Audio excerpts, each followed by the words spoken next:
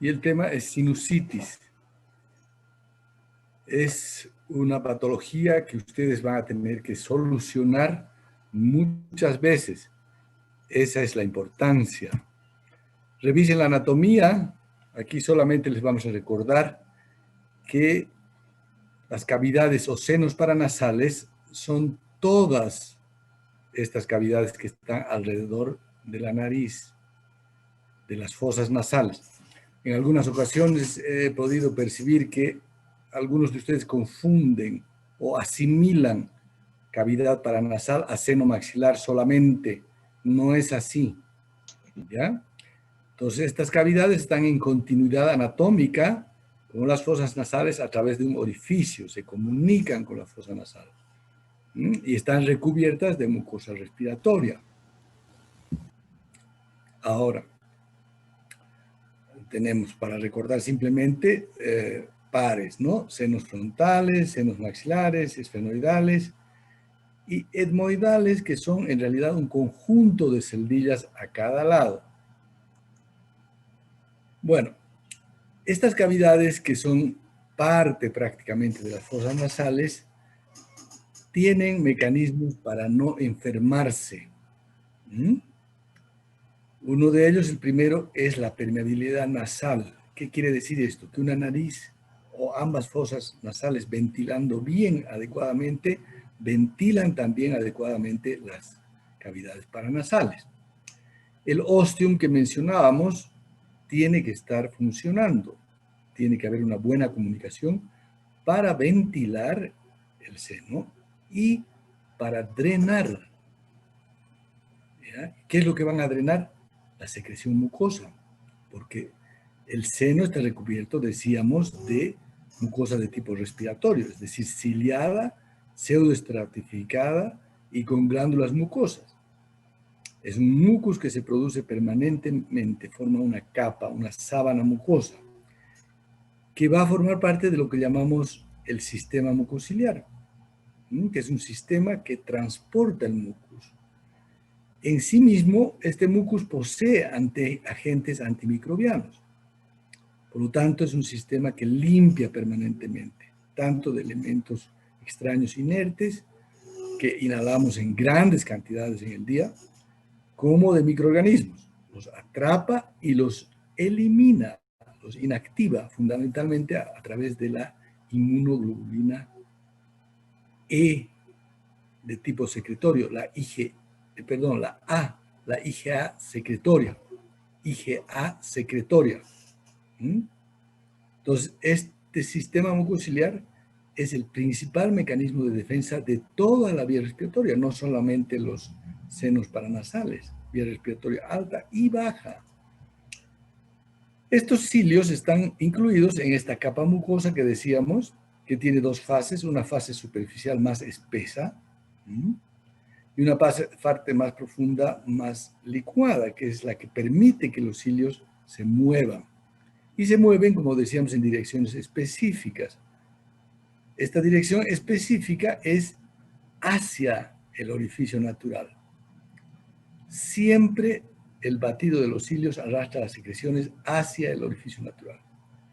Por eso aquí, por ejemplo, en el caso de que en este seno maxilar existiera un orificio, un ostium secundario o quirúrgico, este no va a funcionar adecuadamente, como se pudiera pensar, ni siquiera por declive, porque las secreciones van a ser arrastradas hacia el orificio natural. Este es un principio importante que ha derivado en cambio de las técnicas quirúrgicas. La cirugía moderna toma en cuenta este principio del traslado de las secreciones. Bueno, una vez que llegan a las fosas nasales, las secreciones son trasladadas hacia la región de las coanas, luego a la naso, oro, hipofaringe y finalmente son deglutidas. Nosotros deglutimos una cantidad muy considerable de secreción mucosa proveniente de la vía respiratoria más alta y que se va al estómago. Esto se hace en forma inconsciente. Cuando aumenta su cantidad, aumenta la consistencia, el paciente empieza a darse cuenta. Bueno, Un otro concepto anatómico importante para entender lo que es sobre todo el tratamiento quirúrgico moderno es el drenaje de los senos. Los senos los podemos dividir en cavidades anteriores, que están en rojo acá, y posteriores en azul. Cavidades anteriores son frontal etmoides anterior, un conjunto de celdas etmoidales anteriores, y el seno maxilar. Ahora, la particularidad es que estas cavidades anteriores drenan, esta sería la inserción del cornete inferior, la del medio y la del superior.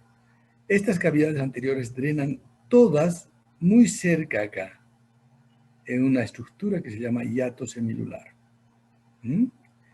Y las cavidades posteriores, etmoides posterior y esfenoides, drenan en el meato superior. Esto deriva en dos conceptos. Uno, el tratamiento quirúrgico que se va a hacer de esta zona para restaurar la permeabilidad, la ventilación y el drenaje de los senos. Esta zona va a ser crítica. ¿Mm? Y el otro concepto es que cuando estas cavidades, por alguna razón que ocurre en el meato medio, se enferman, pueden tender a enfermarse en forma conjunta. Y tenemos, por ejemplo, sinusitis frontoetmoidal o frontoetmoido maxilar. No es infrecuente, más bien es un hecho frecuente. Y para entender un poquito más, tenemos aquí una vista de la pared lateral de la fosa nasal izquierda, ¿sí? Cornete inferior, medio y superior. Entonces, con un estilete, en una pieza anatómica, levantamos el cornete y vamos a ver esta estructura, que es el hiato semilunar, donde estamos empezando a ver orificios de drenaje. Entonces es fácil comprender que si, por ejemplo, aquí hay edema, o hay un tapón mucoso, o hay un pólipo, me va a poder comprometer el drenaje de una o de más cavidades anteriores. Y una cirugía correctiva de los problemas de drenaje necesariamente va a implicar modificar esto que llamamos el complejo osteomeatal.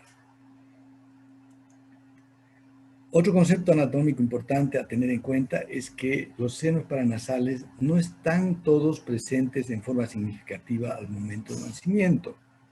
Las únicas cavidades que sí están presentes, con la forma definitiva, pero no el volumen, son los senos etmoidales. El resto de los senos apenas son esbozos, unos pequeños fondos de saco en el recién nacido. ¿Ya? Y luego crecen a velocidades un poco diferentes.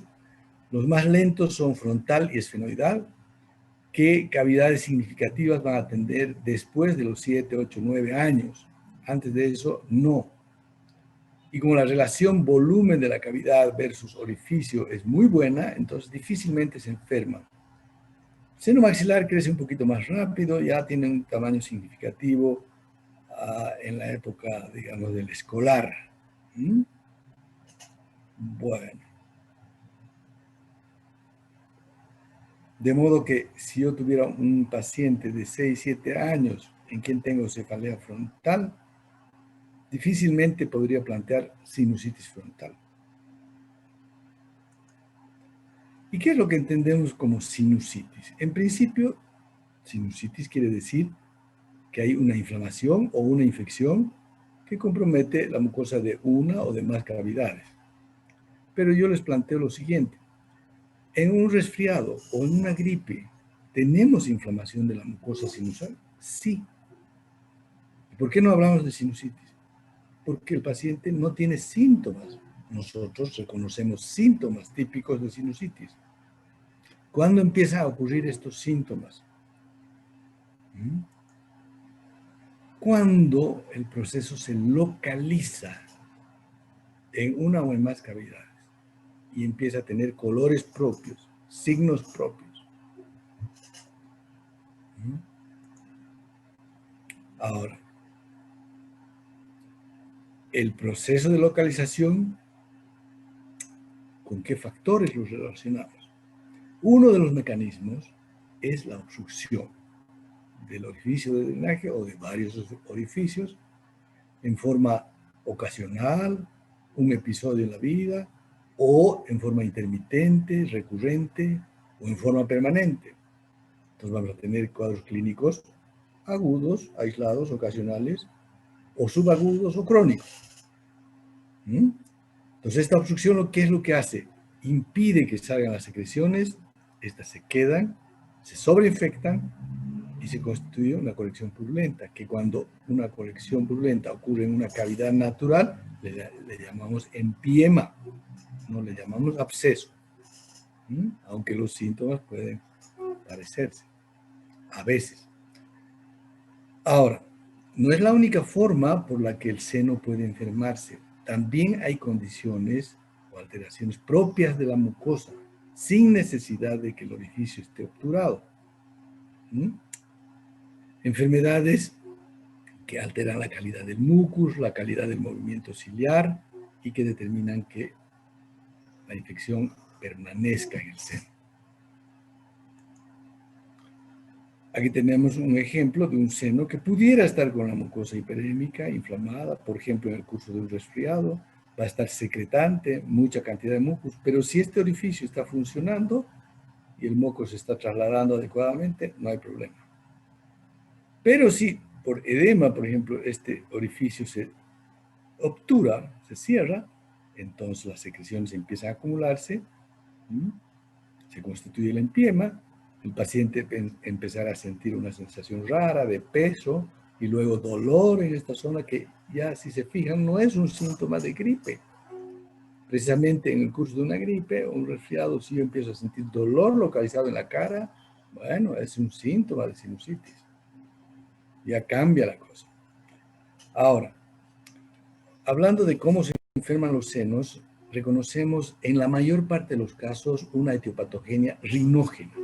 ¿Qué quiere decir esto? Que hay algo en la nariz, en las fosas nasales, algo malo que pasó y que deriva en una sinusitis. Puede ser desde una infección, como mencionábamos, gripes, resfríos, edema, ¿en qué caso sospecharemos edema? ¿Qué patología tiene edema como característica principal? Alergia, rinitis alérgica. Peor, la presencia de pólipos, ¿no? Porque se constituyen un elemento mecánico físico obstructivo. Otros pacientes tienen, ya sea en forma congénita o adquirida por traumas, alteraciones estructurales en esta zona del meato medio. También en las zonas donde la gente es muy acostumbrada a los deportes acuáticos, zambulidas, inmersión, a veces entra agua directamente hacia las cavidades paranasales, accidentalmente agua contaminada, sinusitis. Durante un vuelo en avión, en un paciente resfriado o con gripe, también se pueden producir problemas para la compensación de presiones por la disfunción del orificio de drenaje. Y se puede producir lo que se llama una varosinusitis. Y como les comentaba, también pueden ocurrir problemas en la constitución y funcionalidad de la mucosa y su mecanismo de transporte mucociliar. Solo para el caso del seno maxilar reconocemos una manera de infectarse que tiene un origen extranasal, que sería dientes, odontógena. ¿Por qué? Porque sobre todo el segundo premolar y el primer molar tienen sus raíces muy próximas al piso del seno. Entonces, los procesos infecciosos avanzados que comprometen la región radicular de los dientes pueden llegar a comprometer e invadir el seno. Entonces tendríamos una sinusitis odontógena y que tiene la particularidad de que va a estar a expensas o va a ser por gérmenes atípicos de la vía respiratoria, porque están proveniendo de la boca. También el odontólogo en algunos procedimientos agresivos, tratamientos de conductos, otros, inadvertidamente puede invadir el seno y se produce una sinusitis odontógena. Factores predisponentes para que ocurra sinusitis. Son todos esos factores que, digamos, contrarrestan o van en contra de los factores de defensa.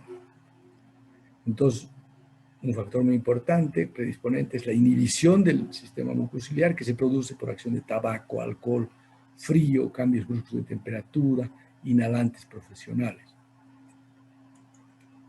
Alergia, como comentábamos, alteraciones estructurales que afecten la función del complejo osteomiatal y enfermedades primarias de la mucosa nasal. Ahora, ¿qué síntomas? Se han clasificado en síntomas unos más importantes que otros. Y así tenemos síntomas mayores.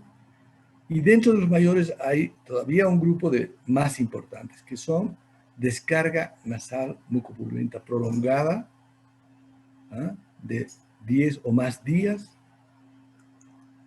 dolor maxilofacial, dolor en la cara, en alguna zona de la cara, obstrucción nasal.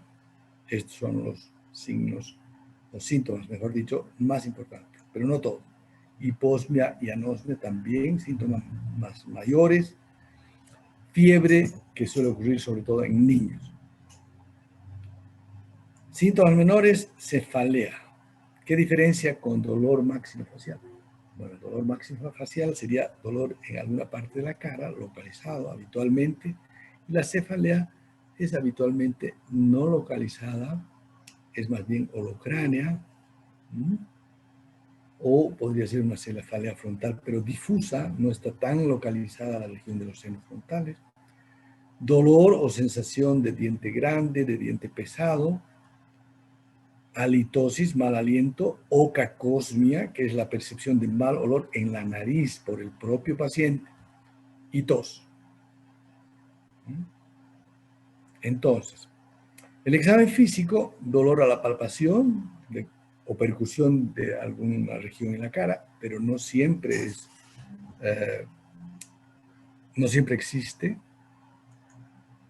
Secreción mucopurulenta, ya sea en forma de descarga anterior o posterior. A la descarga posterior nosotros podemos observarla por inspección de orofaringe. Y para ver secreción mucopurulenta, sobre todo en el meato medio anterior, rinoscopía. Pero el problema es que tienen que ser buenas rinoscopías, no es tan fácil. Aquí están viendo, ¿no? Entonces, cornete medio, pared lateral izquierda, pus. Esto es el meato medio, pus repletando el meato medio. Pero esto solo se puede ver con una muy buena rinoscopía o endoscopía. Como el diagnóstico por examen físico, por signos, puede ser complicado, no es tan frecuente encontrar signos. A nivel de medicina primaria, medicina general, hace décadas ya se ha implementado un sistema de diagnóstico presuntivo en base solo a síntomas. Y hacemos diagnóstico de sinusitis cuando encontramos 2 síntomas mayores, por lo menos, un síntoma mayor y 2 menores, y hay un síntoma que por sí mismo, solito, hace o puede hacer el diagnóstico, que es la descarga mucopurulenta o purulenta de 10 o más días de evolución.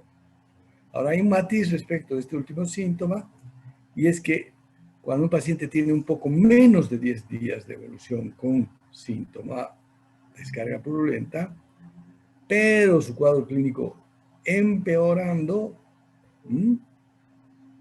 aunque sea solo este síntoma, pero que estuviera empeorando en vez de mejorar, podría yo hacer el diagnóstico unos días antes de los 10 días, no necesariamente esperar 10 días. Bien, a ver.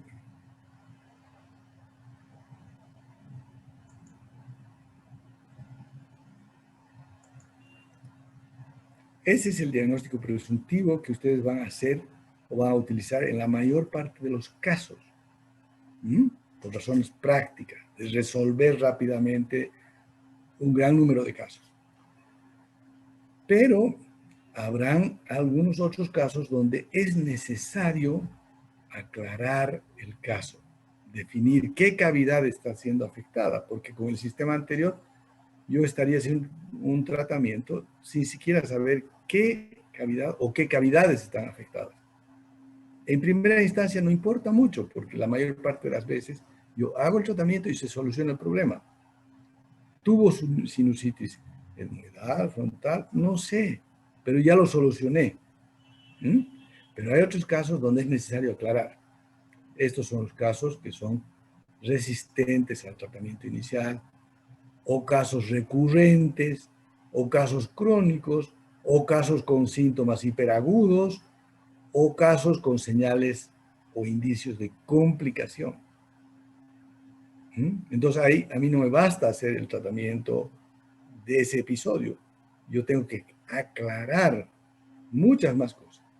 Para eso existen lo que se llaman los exámenes y procedimientos complementarios, que los tenemos listados acá. Y pueden ser imágenes como la radiografía, endoscopía, punción lavado en el caso del seno maxilar solamente, tomografía o resonancia, eso vamos a ver qué decidimos. Dentro de las radiografías que todavía seguimos utilizando en el medio, depende del seno que yo vaya a explorar. Para el caso del seno maxilar es ideal esta proyección que se llama de Waters, que ustedes ya conocen y que tiene su técnica, pero básicamente se llama también mentón-nasoplaca porque en el momento del examen nariz y mentón están próximos a la placa.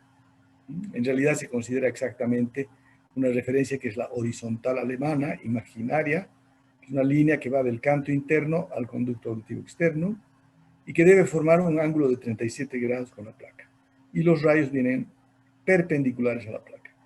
Entonces, de esta forma tenemos esta imagen con senos maxilares normales, en este caso, radiotransparentes, tan o más radiotransparentes que la órbita. ¿Se ve el seno frontal en esta proyección? Sí, pero fíjense que la proyección está siendo un poquito indirecta. La cabeza está muy inclinada. Y aquí un ejemplo de patología. Velamiento difuso del seno maxilar derecho.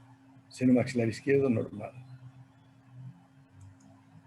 Para seno frontal, en realidad es más útil, más completa la radiografía de Caldwell o frontonasoplaca, que se toma de esta forma. Horizontal alemana perpendicular a la placa y los rayos inciden con una angulación de 15 a 20 grados. Dije por ciento la anterior vez, creo. Son grados, obviamente. Bueno, y en este caso, radiotransparentes, límites netos, complejos etmoidales que estarían ubicados acá, radiotransparentes también. Un método que a nivel del especialista es extraordinariamente útil es el examen de la fosa nasal, pero con endoscopios. Endoscopios de este tipo que pueden estar acoplados a una cámara y un monitor y me permiten examinar la fosa nasal y la nasofaringe en forma muy completa y detallada. Pero eso es en el consultorio del especialista. Fibroscopía también se puede hacer en el consultorio del especialista, por ahora lamentablemente. Este procedimiento era muy útil y nos servía mucho, por ejemplo, en ese caso donde hay un velamiento difuso del seno maxilar y yo no sé exactamente qué es lo que está pasando en el seno. ¿Será líquido? ¿Será un sólido? ¿Será simplemente una calcificación de la pared anterior del seno de un proceso antiguo y ahora el seno está sano? Entonces nosotros por vía nasal introducíamos un trocar debajo del cornete inferior, atravesábamos la pared medial del seno y obteníamos el contenido del seno que podía salir inmediatamente pus, o si no salía nada hago un lavado y veo cómo está el material del lavado, o a través del trocar introduzco un endoscopio. Si confirmo que hay infección, inclusive este método diagnóstico se vuelve terapéutico porque puedo introducir medicación acá, antibiótico, corticoide, es decir, lo que yo quisiera. No está muy usado actualmente porque para aclarar diagnósticos ahora es más práctico esto. Tomografía, ¿ya? Entonces aquí vemos en el plano coronal, pero puede ser axial o sagital también. Aquí están viendo las órbitas, entre las órbitas y la línea media, etmoides con todos sus detalles anatómicos que varían mucho de paciente a paciente, cornete medio, inferior, seno maxilar prácticamente normal, un poquito de engrosamiento de la mucosa en este lado, pero al lado izquierdo tengo un seno completamente alterado, ¿no? Hay una ocupación, una densidad que habría que aclarar exactamente de qué es, si es tejido blando, si es líquido hay también alteraciones muy drásticas en el complejo osteomeato medio, muy sospechoso de una poliposis esto, más que de sinusitis. Plano axial, con cambios en el seno maxilar izquierdo, engrosamiento de la mucosa, mucho detalle.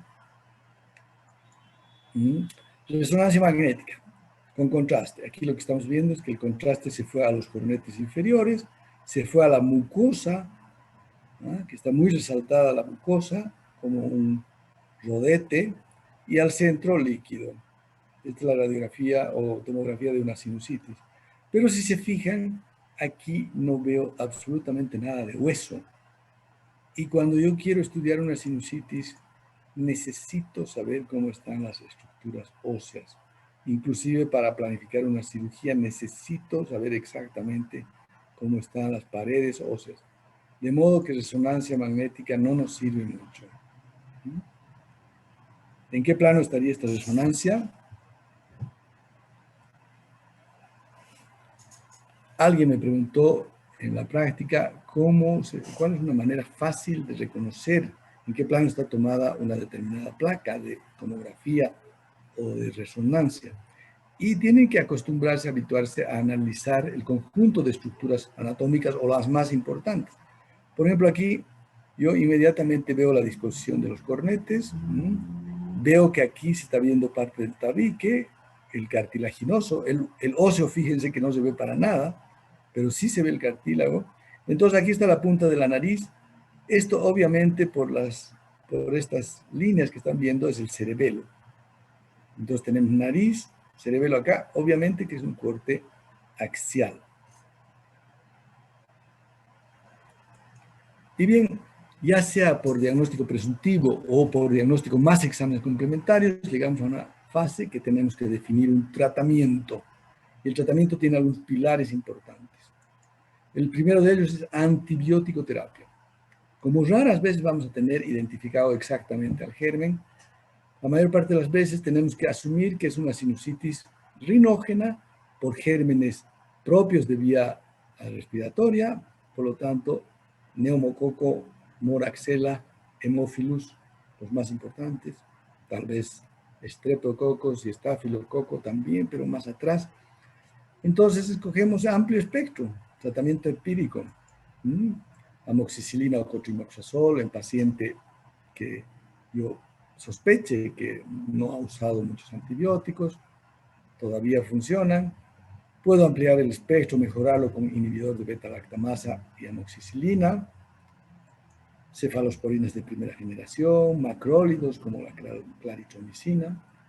En sinusitis rinógena típica podríamos pensar en estos antibióticos y les recomiendo otra vez, revisen familias de antibióticos porque tienen que dosificar bien, eso es importante, y tiempo adecuado.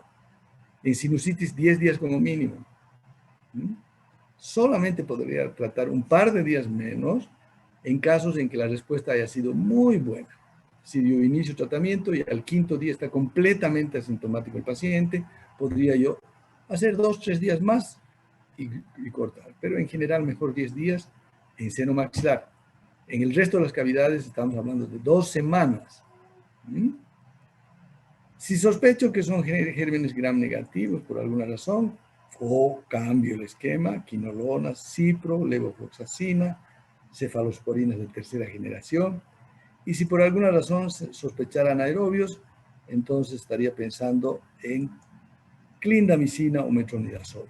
Muchas veces yo puedo asociar uno de acá, otro de acá, más otro de acá, si fuera particularmente grave la sinusitis. Y ¿en qué caso sospecharía yo de entrada que un paciente tiene sinusitis a germen atípico? ¿En los recién nacidos por el canal del parto? Puede ser, puede ser. Otra situación.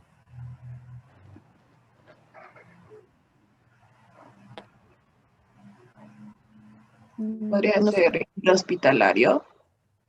En hospitalaria yo sospecharía gérmenes de vía respiratoria, pero resistentes. Entonces no empezaría con solo amoxicilina. Por lo menos amoxi más inhibidor de beta-lactamasa. Pero les dije yo que a veces la sinusitis se produce a partir de gérmenes de la boca. Y típicamente esas sinusitis odontógenas maxilares tienen descargas fétidas. ¿Por qué? Porque tienen gram negativo y, o anaerobios. Entonces ahí yo ya sé que no son los gérmenes típicos de vía respiratoria. Bueno, este es el primer pilar. El otro pilar sería el manejo del dolor. Les recomiendo revisar, ¿no? Sobre todo los 2 o 3 primeros días tienen que manejar el dolor. Y el tercer pilar más importante es hidratación del paciente adecuada. Esto es súper importante, ya sea por ingestión o vaporización, porque así funciona bien la sábana mucociliar. Si la sábana mucociliar está seca por deshidratación del paciente,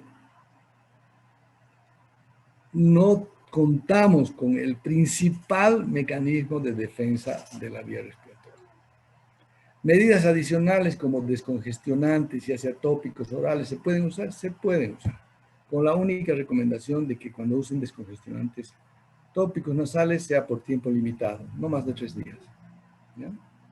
Y recomendar al paciente, porque el paciente tiende a usar, a hacerse adicto al descongestionante tópico porque el efecto es espectacular. Pero el uso crónico tiene problemas, serios problemas de dependencia, tolerancia, rinitis medicamentosa, por abuso, etc. Fluidificantes, mucolíticos pueden usar, sí, pero como les comento son complementarios.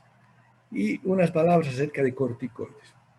¿Corticoides se puede usar? Sí, se puede usar en los primeros días cuando yo sospecho que el fenómeno principal que está en la génesis de esta sinusitis en particular es el edema.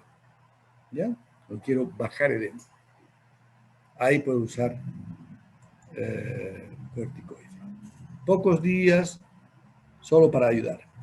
No es recomendable usar de rutina. Bien. Entonces, ahora pregunten, tienen opción de preguntar. Buenos días, doctor. Doctor, en caso de los criterios que nos decía para el diagnóstico, había lo que era la secreción mucopurulenta abundante. ¿Cómo consideraríamos que es abundante? No es, decía abundante. No abundante, Decía sino... abundante, no, bórrenlo. Basta que sea secreción mucopurulenta. No tiene que ser abundante. Ya está bien, doctor. ¿Y cuánto tiempo entonces podríamos? Solamente los 10 días. Por eso, el criterio que van a encontrar en los libros es 10 días. Pero yo creo que hay que tener o aplicar también un poco de razonamiento.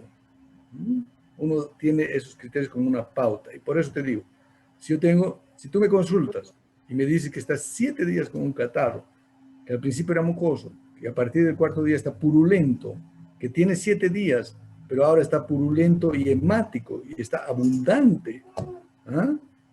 Entonces yo no voy a esperar que en los 2 días que faltan para los 10 días esto mejore.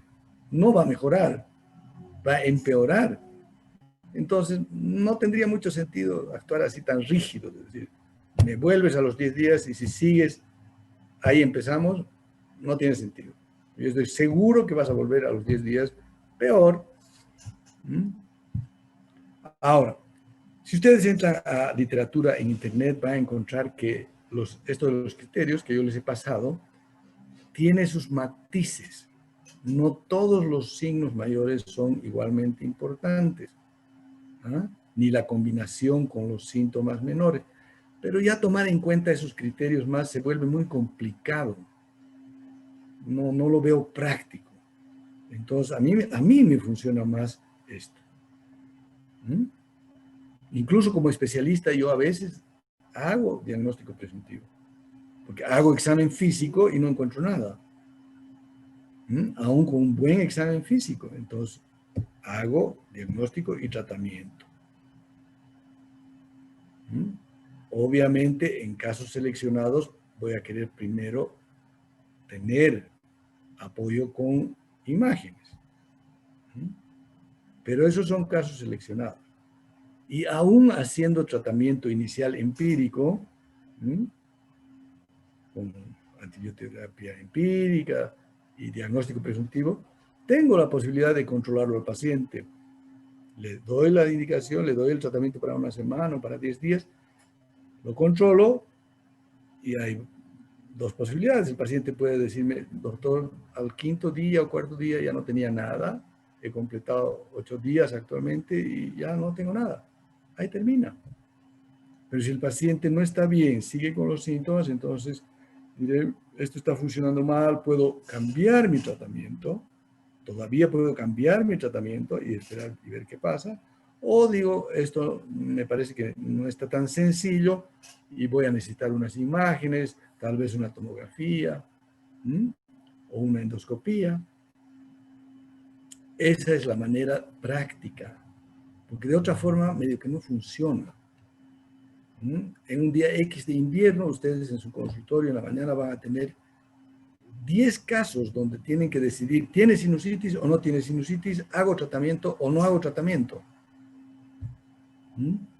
O sea, todos ellos les van a pedir cultivo y antibiograma y tomografía.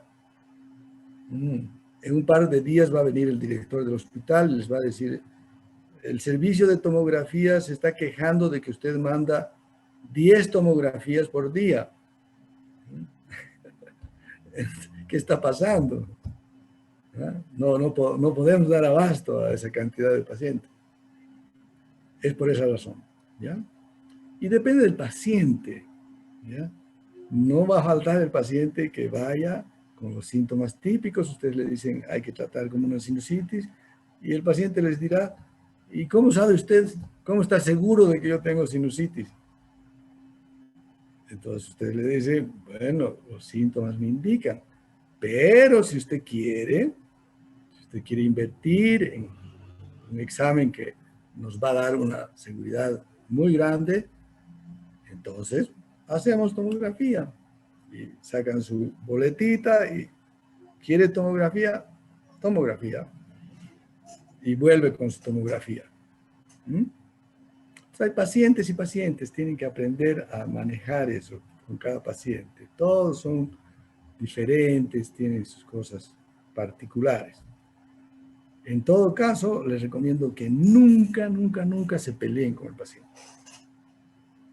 Nunca, nunca. Siempre de buena manera, porque aunque ustedes tengan razón, de esas peleas siempre van a salir perdiendo.